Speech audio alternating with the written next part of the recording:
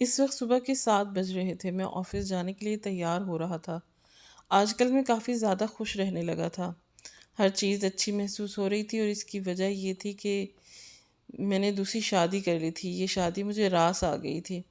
میرا دل مطمئن ہے تو میرا دماغ بھی سکون میں تھا۔ اب مجھے بالکل بھی غصہ نہیں آتا تھا۔ میں ثانیہ کو دیکھ دیکھ کر جیتا ہوں اور اس کی خوبصورتی کے وارے نیارے جاتا ہوں۔ ابھی میں اٹھ کر آفس کے لیے تیار ہی ہوا تھا کہ فون کی گھنٹی بجی۔ یہ بالکل غیر متوقع تھی، اس لیے فوراً سے کال اٹھائی اور دوسری طرف جو کہا گیا اسے سن کر مجھے لگا کہ میرا گلا سانس نہیں آ پائے گی۔ آفس کے کولیگ کا فون تھا۔ وہ کہنے لگا کہ انس آج تم آفس مت آنا، پورا آفس جل کر راکھ ہو گیا ہے۔ یہ سنتے ہی میں زمین پر بیٹھتا چلا گیا۔ یہ کیا ہو گیا؟ ابھی تو میں بہت زیادہ خوش تھا، لیکن اب اچانک یہ خبر کچھ سمجھ نہیں آ رہا تھا میں کیا کروں۔ میرے کولیگ نے مجھے وہاں آنے سے منع کیا تھا، لیکن میں نے ثانیہ سے سب کچھ کہہ کر گھر سے باہر قدم رکھ دیا اور بس میں سوار ہو کر اپنے آفس کی جانب روانہ ہو گیا۔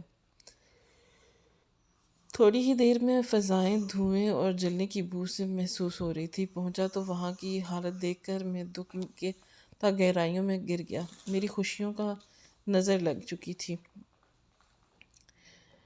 انتہائی افسوس کے ساتھ میں گھر آیا۔ ثانیہ میرا ہی انتظار کر رہی تھی۔ مجھے دیکھتے ہی پوچھنے لگی کہ سب ٹھیک ہے نا، لیکن میں نے اسے بتایا کہ قسمت کا ستارہ بس تھوڑی ہی دیر چمکا اور اب ڈوب گیا، لیکن میں نے اسے کچھ نہ بتایا اور اسے حوصلہ دیا اور کہہ کر معمولی سی آگ لگی تھی، کل جاؤں گا آفس۔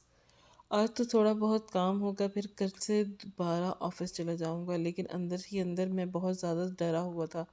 آگ نے پوری عمارت کو اپنے لپیٹ میں لے لیا تھا۔ بہت نقصان ہو گیا تھا۔ انشورنس کے بعد بھی مجھے لگتا تھا کہ ہاتھ سے نوکری چلی جائے گی۔ پوری رات اسی ٹینشن میں سویا نہیں اور صبح ہوتے ہی میں تیار ہو کر آفس جانے لگا۔ گھر میں کسی کو کچھ بھی نہ بتایا، نہ ناشتہ کیا، نہ ناشتہ کرنے کا دل کر رہا تھا۔ دل پریشان ہو تو کسی چیز کو کھانے کا ہوش بھی نہیں ہوتا۔ میری حالت بھی اسی وقت ایسی تھی۔ جیسے ہی میں آفس کے پاس قدم رکھا تو دیکھا سارے ورکر پریشان کھڑے تھے اور ان کے چہرے پر 12 بجے ہوئے تھے۔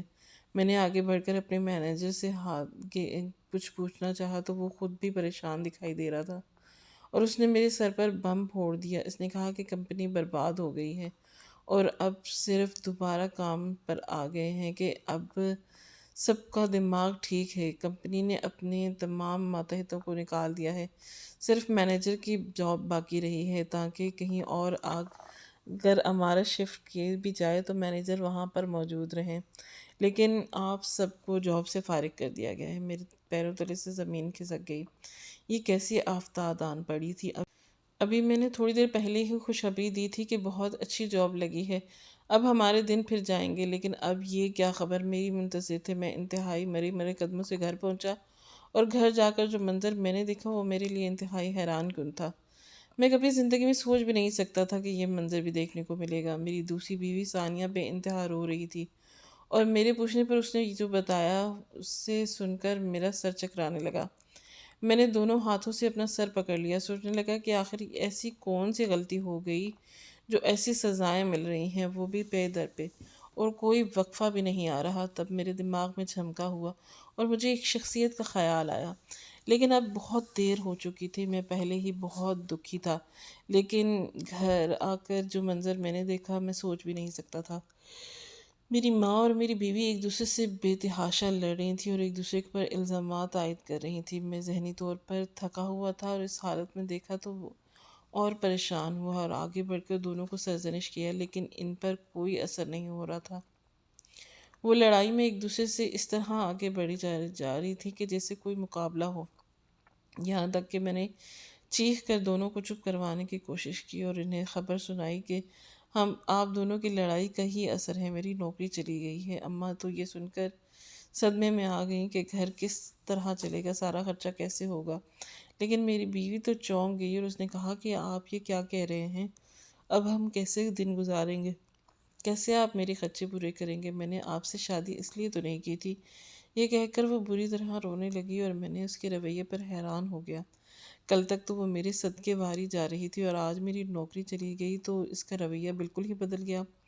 کیا شریک حیات ایسی ہوتی ہے یا ویسی جو شخصیت میرے ذہن میں آ رہی تھی۔ میں انتہائی دل برداشتہ سا اپنے کمرے میں چلا گیا۔ تھوڑی ہی دیر بعد اماں آئیں، انہوں نے مجھے تسلی دی اور کہا کہ سمرین ہوتی تو تمہارا بھرپور ساتھ دیتی، لیکن یہ ثانیہ ہے، یاد رکھو یہ تمہیں چھوڑ کر چلی جائے گی۔ آج اس نے جس طرح میرے سامنے زبان چلائی ہے، کل تمہارے سامنے بھی چلائے گی۔ تمہاری کوئی اہمیت باقی نہیں رہے گی۔ حسن کی وجہ سے تم اسے بہا کر تو لائے ہو، لیکن یہ شادی زیادہ دیر نہیں چلے گی۔ اور میں نے ان کی بات سن کر دہل سا گیا، لیکن میں نے ان سے صرف اتنا ہی کہا کہ اب اپنا رویہ ٹھیک کر لیں۔ سمرین کے ساتھ ویسے آپ کا رویہ کون سا اچھا تھا؟ میری ماں نے میری طرف غصیلی نگاہوں سے دیکھا اور اٹھ کر چلی گئی۔ یعنی یہ طے تھا کہ دکھ کے ساتھ اس لمحے میں کوئی میرے ساتھ نہیں ہے، سب اچھے وقتوں کے لیے موجود ہوتے ہیں۔ یہ سوچ آتے ہی میرے دل میں وبال اٹھنے لگے، لیکن میں نے خود پر قابو پا لیا اور جائے نماز بچھا کر نماز ادا کرنے لگا۔ جیسے ہی آنکھیں بند کر کے اللہ سے دعا کرنے لگا تو ذہن میں سمرین کا چہرہ آنے لگا۔ وہ کافی دن دکھی نظر آنے لگی۔ تب مجھے خیال آیا کہ میں پورے 1 مہینے سے نہ اس کے پاس گیا ہوں اور نہ حال چال پوچھا ہے، نہ مجھے محسوس ہوا کہ اس کے پاس جانا چاہیے۔ میں انتہائی کٹھور تھا، ذہن میں ایک خیال ہی نہیں آیا۔ آخرکار وہ میری پہلی بیوی تھی، میں نے اسے ابھی طلاق بھی نہیں دی تھی۔ اسی دوران ثانیہ اندر آئی اور میں نے اس سے یہ خیال ظاہر کیا کہ میں فوراً ہتھے سے اکھڑ گئی اور کہنے لگی کہ ہو گیا آپ اس وقت مشکل حالت میں ہیں تو اسے آپ کے پاس آنا چاہیے۔ آخر کہ آپ اس کے شوہر ہیں، لیکن وہ اپنے مزاج لے کر اپنے گھر ہی بیٹھی ہوئی ہے، کوئی ضرورت نہیں آپ کو وہاں جانے کی۔ ثانیہ کی بات سن کر جانے کیوں مجھے کبھی محسوس ہوا کہ بالکل ٹھیک کہہ رہی ہے۔ وہ حقیقت یہی ہے کہ جب حقیقت اس کے برعکس تھی، لیکن اس وقت میرے آنکھوں پر پٹی بندھی ہوئی تھی۔ ثانیہ نے مجھے کہا کہ آپ فکر نہ کریں، میں اپنے بھائی سے کہہ کر آپ کی نئی نوکری لگوا دوں گی۔ مجھے تھوڑا سکون ہو گیا۔ ثانیہ میرا ساتھ تو دے رہی ہے، لیکن یہ محض میرا خیال تو تھا۔ پورے 2 ہفتے ہو چکے تھے اور کوئی نوکری نہیں تھی۔ مجھے دوبارہ سے نہیں مل پا رہی تھی۔ نوکری ملنا نانی دادی کا کھیل تو نہیں ہے، یہ بہت جان جوکھم کا کھیل ہے۔ وہ میری تو قسمت ہی جیسے لکیریں ہی لگ گئی تھی، ایک دم سے چمکی اور پھر سیاہی میں بدل گئی۔ اب ثانیہ میں مجھ سے اکھڑی اکھڑی رہتی تھی۔ اب ہم دونوں کو بھوکا ماریں گے۔ اس کی بات سن کر میں شرمندگی کے مارے زمین میں گر گیا اور کہنے لگا کہ میں کوشش تو کر رہا ہوں، میرے ہاتھ میں صرف کوشش ہے، نتیجہ اللہ کے ہاتھ میں ہے۔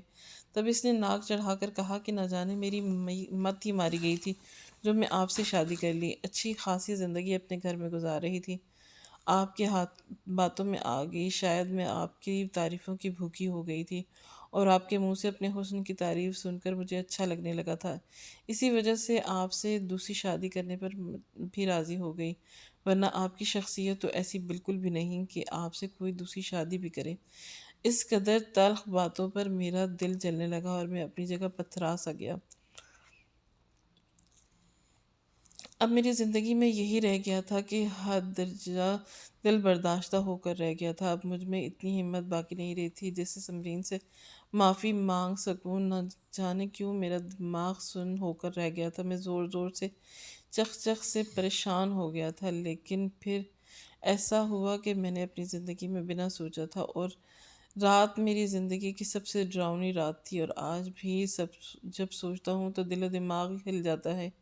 کبھی سوچ بھی نہیں سکتا تھا میرے ساتھ یہ بھی ہوگا، بلچار بے بس ہو جاؤں گا۔ لیکن زندگی بالکل بعض مرتبہ ایسے ہی موڑ لیتی ہے جس کا ہم سوچ بھی نہیں سکتے تھے کہ میں اپنے بستر پر لیٹا ہوا ہوں اور اپنے ماضی کو سوچ رہا ہوں۔ میں اپنے والدین کا اکلوتا بیٹا تھا۔ میرے 2 بہنیں تھیں جو شادی شدہ تھی۔ میں نے صرف میٹرک تک تعلیم حاصل کی اور پھر ابا کی پرچون کی دکان پر بیٹھنے لگا۔ اماں میرے بہت لاڈ اٹھاتی تھیں، یہاں تک کہ انہیں میری شادی کی فکر ستانے لگی، حالانکہ میں ابھی عمر کا صرف 18 سال کا تھا۔ انہوں نے شادی کی جلدی مچا دی اور خود بھی رشتہ بھی ڈھونڈ لیا، مجھے کہہ کر خوبصورتی پسند ہے نا، اور تیری بیوی واقعی ہی بہت خوبصورت ہے۔ اس کے منہ سے تعریفیں سن کر مجھے بھی شوق ہوا کہ اب شادی کر لینی چاہیے، جس کے ساتھ اچھی زندگی گزاری جائے۔ شادی میں بھی محض 10 دن باقی تھی کہ اور ایسی خبر ملی کہ مجھے جسے سن کر مجھے سمجھ نہ آیا کہ میں کیا رد عمل ہوں۔ میری منگتر نے، جس کا نام سمرین تھا، جو خوبصورت تھی، گھر میں آگ لگنے کی وجہ سے جل گئی اور اس کے آدھے چہرے پر جلنے کے باعث سیاہ نشان پڑ گئے تھے۔ مجھے پتہ چلا تو سب نے مجھے کہا کہ تم منگنی توڑ دو۔ حالانکہ دوسری جانب تیاریاں مکمل تھی، لیکن پھر ابو نے سخت دباؤ ڈالا کہ کسی کی بیٹی کو یوں رسوا نہیں کرتے، اور میں ان دونوں کی باتوں میں آ گیا اور سماج کے آگے کھڑا ہو گیا۔ میں نے اسے ضرور بتاؤں گا، چاہے کچھ بھی ہو جائے۔ یہ عمر ایسی ہوتی ہے، کوئی بھی ایسا کام کیا جائے جس سے ہماری واہ واہ ہو جائے، اور میں سمجھ گیا شادی کرنے میں میری شہرت چھپی ہوئی ہے، میری خوب واہ واہ ہو جائے گی۔ لیکن پھر مجھے کیا پتہ تھا کہ زندگی ایک دم بدل جائے گی۔ میری اس کے ساتھ شادی ہو گئی، اور جب شادی کی بہت رات میں نے سمرین اس کا چہرہ دیکھا تو مجھے خود سے بھی کراہت آنے لگی۔ آدھا چہرہ گھونگھٹ میں چھپایا ہوا تھا، لیکن جب میں نے اس کا چہرہ گھونگھٹ ہٹایا تو لگا کہ آج کی رات میری زندگی کی سب سے سیاہ رات ہے۔ میں نے کیسے اس لڑکی سے شادی کرنے پر حامی بھر لی تھی، اور مجھے خوبصورت تھی، لیکن اس کی قسمت میں کچھ اور ہی لکھا تھا۔ تمام گھر والوں کی خدمت کرتی ہے، ہر ایک کو وقت پر کھانا دیتی تھی، گھر کی صفائی کرتی، اس کے علاوہ بھی اور اس کے بعد بھی پورے دن کرتی رہتی تھی، اور میری بھی بہت زیادہ خدمت کرتی تھی۔ جب بھی کام سے فارغ ہو کر گھر آتا، وہ میرے پاؤں دبایا نہ شروع ہو جاتی اور کہتی کہ آپ تھک گئے ہیں۔ دودھ گرم کر کے لاتی، کھانا گرم کر کے دیتی، میرے ساتھ کچھ گوارا ماحول گپے لگا لگا کر کھانا کھاتی، لیکن نہ جانے کیوں میرے دل میں ایک گرہ سی بن گئی تھی۔ میری واہ واہ تو ہو گئی، لیکن میری زندگی سے سکون چلا گیا۔ وہ مجھے بہت اچھی لگنے لگی، حالانکہ اس کے چہرے پر داغ بھی تھے، لیکن لوگوں کی باتوں نے میرا جینا حرام کر دیا تھا۔ صرف ایک ہفتہ کے اندر اندر میرے دل سے اتر گئی، اور میں اسے بالکل بھی لفٹ نہ کراتا، صحیح سے جواب بھی نہ دیتا، لیکن وہ صبر کی پیکر نہ بنی میرے ساتھ ساتھ لگی رہی، میرا خیال رکھتی تھا۔ جب میں شام سے گھر پہ واپس آتا تو ہر طرح سے میری خدمت کرتی، راتوں کو دیر دیر تک میرے پاؤں دباتی رہتی۔ اب تھک گئے ہوں گے، میں آپ کو آرام پہنچاتی ہوں، لیکن مجھے اس کی شکل سے نفرت تھی۔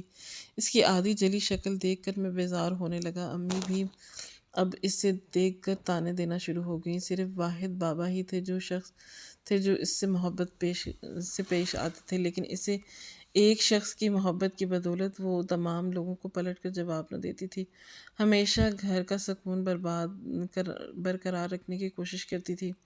حالانکہ میں جب بھی گھر میں موجود ہوتا یا کام سے گھر پر آتا تو امی ہر وقت اس سے طنز کی نشتر چلاتی رہتی، لیکن وہ نہ جانے کس مٹی کی بنی ہوئی تھی جو چپ چاپ برداشت کرتی رہتی تھی۔ لاکھ کوشش کے باوجود بھی میرا دل نہیں ہوتا تھا کہ میں اس کے پاس جاؤں۔ اندر ہی اندر دور کہیں میرے یہ خوف تھا کہ کہیں میری اولاد بھی اگر ایسی پیدا ہو گئی، میں کہاں جاؤں گا۔ ابھی تک تو سب کچھ میرے حق میں تھا، اور اولاد ہونے کا کوئی چانس دکھائی بھی نہیں دے رہا تھا۔ ایک دن سمرین سے ایک معمولی سی غلطی ہو گئی، اور اس معمولی غلطی کی سزا میں نے اسے اتنی بڑی دی کہ ٹوٹ کر بکھر گئی۔ دل ہی دل میں اسے نفرت کرتا تھا، اور بار بار اس کے جلے چہرے کے طعنے دیا کرتا تھا، لیکن کبھی بھی اس سے اس طرح کی بات نہیں کی تھی۔ اور میرے کپڑے استری کر رہی تھی، اور میرے سب سے پسندیدہ شرٹ جس پر استری کی نوک لگ گئی تو وہ جل گئی۔ اب وہ تھر تھر کانپ رہی تھی۔ اس سے پہلے اس سے غلطی نہیں ہوئی تھی، میں نے یہ سب کچھ نہیں اپنی آنکھوں سے دیکھ لیا۔ میں فوراً آگے بڑھا، استری اٹھا کر اس کے ہاتھ پر رکھ دی۔ سخت گرم استری نے اس کی چمڑی ادھیڑ دی، لیکن اس اللہ کی بندی نے منہ سے ایک لفظ نہ نکالا۔ سارا دکھ اور سب برداشت کر کے فوراً سے واش روم کا رخ کر کے پانی ڈالے گئی تو آرام آ جائے گا۔ رات کو جب ابو واپس آئے اور جب انہوں نے چائے مانگی تو انہیں اس کا ہاتھ دکھائی دے دیا۔ انہوں نے مجھ سے استغفار کیا اور صاف انکار کر دیا کہ مجھے بھی نہیں معلوم تھا، کہ حالانکہ ابو سمجھ چکے تھے کہ وہ جل گئی ہے، اور جب انہوں نے حقیقت کا پتہ چلا تو وہ شدید غصے میں آ گئے۔ وہ ہمیشہ ہمیشہ کے لیے میرے دل سے اتر گئی، اور میں نے اسے اپنی زندگی سے نکالنے کا فیصلہ کر لیا تھا، لیکن یہاں بھی میں اس کے چہرے کا بہانہ استعمال نہ کیا، بلکہ یہ شور مچانا شروع کر دیا کہ 2 سال ہو گئے شادی کو اور ابھی تک ہماری اولاد نہیں ہوئی، چنانچہ میں دوسری شادی کروں گا۔ ابو نے یہ سنا تو مجھے صاف صاف کہہ دیا کہ میرے ہوتے ہوئے ایسا کچھ نہیں ہوگا، تم بہانہ بنا رہے ہو، شادی کو بھی صرف 2 ہی سال ہوئے ہیں۔ لیکن میں چپ رہنے لگا، نہیں تھا، یہاں تک کہ میرے والد صاحب کا انتقال ہو گیا اور اس کی سب سے بڑی حمایت اس گھر سے رخصت ہو گئی۔ اب مجھے کھلی چھٹی مل گئی تھی، میں اس کے ساتھ جو چاہے رویہ رکھوں، جو چاہے سلوک کروں۔ اس کی 40ویں کے بعد میں نے اعلان کر دیا کہ میں دوسری شادی کروں گا۔ اماں بھی میری پوری طور پر حمایت کر رہی تھی اور انہوں نے بھی سمرین سے صاف کہہ دیا کہ ابھی بھی مجھے معاف کر دو، گھر سے چلی جاؤ رخصت ہو کر، ورنہ ماسی کی سی زندگی گزارو گی۔ ہم سب کی خدمت کر کے شکر گزاری ادا کر رہی تھی۔ گرانہ ملا کر جہاں 2 وقت کی روٹی مل جاتی تھی اور کوئی بھی کچھ بھی نہیں کہہ رہا تھا، اس کے بدلے میں تھوڑا سا کام ہی کرنا پڑ رہا تھا۔ اس دن میں نے دیکھا کہ اس کے چہرے پر مزید سیاہ ہونے لگا تھا۔ شاید ہماری باتوں میں اس کا اثر تھا، لیکن اس کے چہرے پر صبر ہی صبر موجود تھا، اور شاید اسی صبر نے ہم سب کی زندگی میں آگ لگا دی تھی۔ میں نے امی کو لڑکی ڈھونڈنے کی مشن پر لگا دیا تھا، اور ٹھیک 2 ہفتے بعد میں نے اسے خود بتا دیا کہ میں اپنے آفس کی لڑکی ثانیہ سے شادی کر رہا ہوں، جو بہت زیادہ خوبصورت ہے، اور یہ جاننے کے باوجود بھی کہ میں شادی شدہ ہوں، مجھ سے شادی کرنے کے لیے تیار ہے۔ یہ خبر سنتے ہی سمرین پہلی بار میرے سامنے کھڑی ہو گئی اور کہنے لگی کہ آپ ایسا نہیں کریں گے، میں آپ کی بیوی ہوں اور میری اجازت کے بغیر ایسا نہیں کر سکتا۔ تب میں نے آگے بڑھ کر اس کے کال پر 2 تھپڑ لگا دیے اور کہا کہ یہ میری زندگی ہے، میرا فیصلہ ہے، میری زندگی کے فیصلے کرنے والی تم کون ہوتی ہے؟ اس کے بعد سے وہ کبھی میرے سامنے کھڑی نہ ہوئی اور کبھی منہ سے کوئی لفظ نہ نکالا تھا اور چلی گئی۔ اس کی اس عادت سے بھی بیزار ہو چکا تھا۔ سچ تو یہ تھا کہ انسان کسی حال میں بھی خوش نہیں رہتا۔ میرے ساتھ بھی یہی ہوا۔ ثانیہ کو میں بہا کر اپنے گھر تو لے آیا اور بہت زیادہ حسین تھی اور میرے ساتھ اس جوڑی بن کر بہت خوبصورت ہو گئی تھی، یہاں تک کہ میں خاندان کا حسین ترین لڑکا تھا، لیکن سمرین میرے نصیب میں لکھ دی گئی تھی۔ پھر میں نے اپنا نصیب بدلا اور اپنی زندگی میں ثانیہ کو لے آیا۔ ثانیہ نے کھلے دل کا مظاہرہ کرتے ہوئے مجھے کہا کہ سمرین کے ساتھ گزارا کر لے۔ ویسے بھی اسے میرے باتوں سے پتہ چل گیا تھا کہ سمرین صبر کرنے والی لڑکی ہے، لیکن جلد ہی ثانیہ کا صبر جواب دے گیا اور اس نے مجھے صاف صاف کہہ دیا کہ اب سمرین کی اس گھر میں کوئی جگہ نہیں، تم اسے طلاق دے دو۔ اور جب ثانیہ نے مجھے یہ کہا تو سمرین میرے قدموں میں گر گئی اور کہنے لگی کہ آپ مجھے طلاق مت دیجیے۔ میں نے کہا جاؤں گی، میرا اس دنیا میں آپ کے سوا کوئی ہے بھی نہیں۔ اس کے والد صاحب کا انتقال ہو چکا تھا اور والدہ تو بچپن میں ہی فوت ہو چکے تھے۔ اس کی بات سن کر نہ جانے کیوں میرے دل میں تھوڑا سا رحم آ گیا۔ میں نے کہا کہ میں تمہیں طلاق نہیں دے رہا، لیکن اس گھر میں تم دونوں ایک ساتھ نہیں رہ سکتی، اس لیے میں نے فیصلہ کیا ہے کہ تمہیں کرائے کا گھر لے کر دے دیتا ہوں، اس میں تم رہو اور جیسے ہی زندگی گزارنا چاہتی ہو گزارو۔ کبھی کبھی تم سے ملنے آ جایا کروں گا۔ اس دن اس نے جس نظروں سے مجھے دیکھا وہ نظریں مجھے آج بھی یاد ہیں۔ اس کی نظریں مجھے چیختی ہوئی محسوس ہوئیں، اپنے جسم کے اوپر محسوس ہو رہی تھی، انتہائی دردناک نظر آ رہی تھی۔ اپنے کمرے میں جا کر اپنا سامان سمیٹنے لگی اور ثانیہ حال میں بیٹھے ایک دوسرے کے ساتھ گپ شپ لگا رہے تھے۔ وہ کمرے سے نکلی، سوٹ کیس اس کے ہاتھ میں موجود تھا اور مجھے کہنے لگی کہ کیا مجھے جہاں چھوڑ کر آنا ہے چاہتے ہیں چھوڑ کر آئیں، لیکن یہ یاد رکھیں کہ پلٹ کر آپ کو میرے پاس ہی آنا ہے۔ اس کی بات سن کر میں نے ثانیہ کے چہرے کی طرف دیکھا اور مذاق اڑانے لگے۔ میں انتہائی طنز اور تکبر سے کہا کہ تمہارے پاس بھلا کیسے آؤں گا؟ تمہارے پاس ہی کیا ہے ہی کیا تمہارا آدھا چہرہ؟ تمہارے پاس دولت نام کی کوئی چیز نہیں ہے اور حسن تو تمہیں چھو کر بھی نہیں گزرا۔ ثانیہ کی موجودگی میں میں نے اسے اتنی باتیں سنا دی، اس کی آنکھوں میں آنسو نظر آ رہے تھے۔ میں نے کہا کہ باہر کے قدم بڑھا کر ثانیہ سے کہا کہ میں اسے ٹھکانے لگا کر آتا ہوں، تم میرا انتظار کرو، آج رات ہم باہر ڈنر پر جائیں گے۔ میں باہر آ گیا اور کرائے کا مکان میں نے ثانیہ کے بتانے پر کرائے پر لے لیا۔ وہ وہاں پلٹ کر دیکھا بھی نہیں، نہ اس سے کوئی بات کی، کوئی بہت بڑا کارنامہ سنجام دے دیا ہو، میرے کندھے سے منو بوجھ اتر گیا ہو۔ پہلے سے بھی زیادہ خوبصورت ہو گئی تھی اور اب مجھے سمرین کی بھی کوئی فکر نہیں تھی۔ میں نے ایک جگہ ڈال دیا اور پھر پس پشت رکھ دیا، طلاق بھی نہیں دی، لیکن کام سارے علیحدگی والے ہی کر دیے تھے۔ ثانیہ کے سنگ زندگی کے حسین دن گزارنے لگا۔ میں اپنے آپ کو کوسنے لگا، میں نے یہ قدم پہلے کیوں نہیں اٹھایا اور 2 سال کیوں برباد کیے؟ اور کیا غلط، میں نے کسی پر ظلم تو نہیں کیا، میں نے دوسری شادی ہی تو کی ہے۔ شادی کے 15 دن سکون سے گزرے، میری بہت اچھی نوکری چل رہی تھی، ثانیہ کو وقت اور قرار دینے لگا، لیکن جلد ہی میری یہ خوشی جھاگ ہو کر رہ گئی جب مجھے آفس سے پتہ چلا کہ آفس میں سے نکال دیا گیا اور میری نوکری چلی گئی ہے۔ ثانیہ کا رد عمل بہت زیادہ عجیب تھا، اس نے مجھے صاف صاف کہہ دیا کہ اب جلد از جلد کوئی دوسری نوکری ڈھونڈ لے، آپ کے ساتھ گزارا نہیں کر سکتی، میرے بہت زیادہ خرچے ہیں، آپ کو برداشت کرنے پڑیں گے۔ وہ حسین تو تھی، اس کے خرچے بھی بہت زیادہ تھے، اپنے حسن کا خیال رکھنا اس پر جشتا تھا۔ میں نے اسے یقین دلایا کہ میں اپنی پوری کوشش کروں گا، لیکن میں اندر ہی اندر بہت زیادہ اداس بھی ہو گیا تھا۔ ایسا وقت مجھے سمرین نہیں یاد آئی۔ امی نے جب مجھے کہا کہ 15 دن ہو گئے اور اب گھر کے خرچے کے پیسے بھی ختم ہو گئے ہیں، تو میں نے فوراً سے سمرین کے پاس گیا اور اسے ساری صورتحال بتا دی، تو اسے تو یہ سوچ کر ہی سکون ملا تھا کہ مشکل وقت میں ہی صحیح میں نے اسے یاد تو کیا ہے، لیکن یہ نہیں جانتی تھی کہ میں ایک انتہائی خود غرض انسان ہوں اور صرف اپنے مطلب کے وقت اس کو یاد آیا۔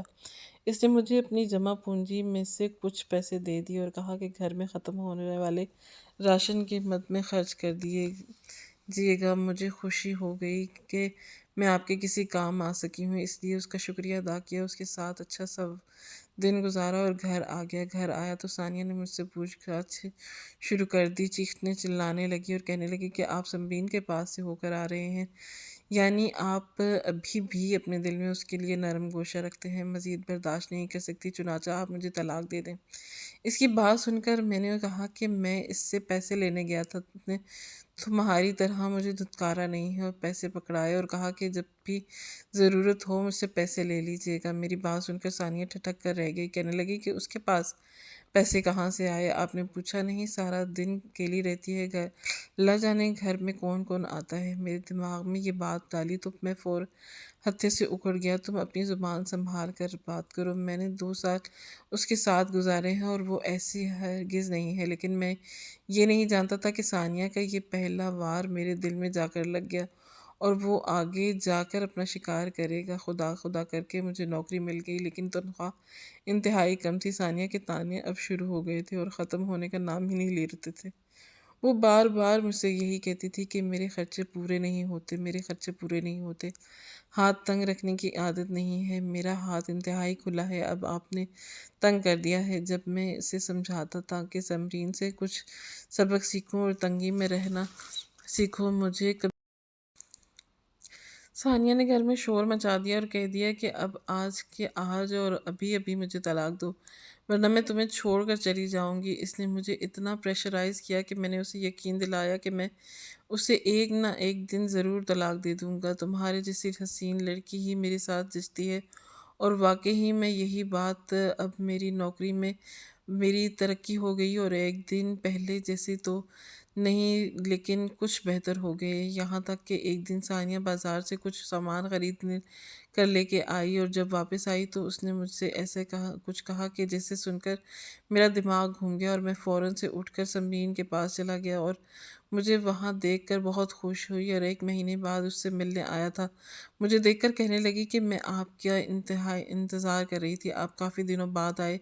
میں نے خود کو بہت اکیلا محسوس کر رہی تھی، لیکن اب ہم اکیلے نہیں رہیں گے۔ وہ بہت زیادہ خوش نظر آ رہی تھی، لیکن میرے دماغ پر اس کی خوشی کے ہتھوڑے مارنے لگی اور میں نے آگے بڑھ کر اس کا منہ اپنے ہاتھوں میں دبوچ لیا اور کہنے لگا کہ جو کچھ تم میری ناک کے نیچے کر رہی ہو مجھے اچھی طرح معلوم ہے۔ اس نے جب دیکھا کہ میں انتہائی طیش میں ہوں تو فوراً سے اپنے آپ کو چھڑا کر پیچھے ہو گئی اور کہنے لگی کہ آپ میری بات سن لیں، آپ کیا کر رہے ہیں؟ مجھے تشدد نہ کریں، میں تو اس نے کہا کہ تم کل ہاسپٹل کیوں گئی تھی؟ کس وجہ سے گئی تھی؟ کیا گل کھلا رہی ہو؟ ثانیہ نے تمہیں وہاں دیکھ لیا تھا، تم الٹرا ساؤنڈ کروا رہی تھی، آخر یہ کیا چل رہا ہے؟ تب اس نے مجھے بتایا کہ میں امید سے ہوں یہ بچہ آپ کا ہے، میں آپ کو یہ خوشخبری سنانے آ رہی تھی، لیکن پورا 1 مہینہ بعد آپ میرے پاس آئے ہیں اور آپ نے مجھے کہہ دیا تھا کہ تم ابھی بھی میرے گھر پر نہ آؤ، فساد نہ کھڑا کرو، آپ مجھے طلاق دے دیں گے،